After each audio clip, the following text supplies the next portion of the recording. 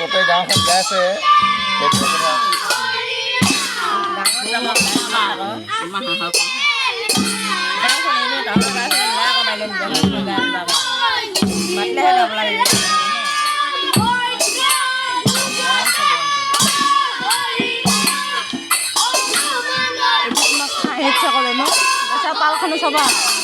গামোচা এখন নাই নাই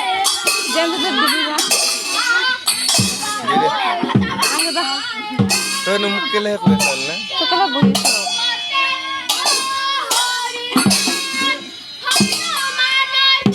নিজৰ ঘৰত বহি থাকে জোতাব হ'লে আকৌ বস্তুবোৰ নিজৰ ঘৰত বুলি সৰু হ'ব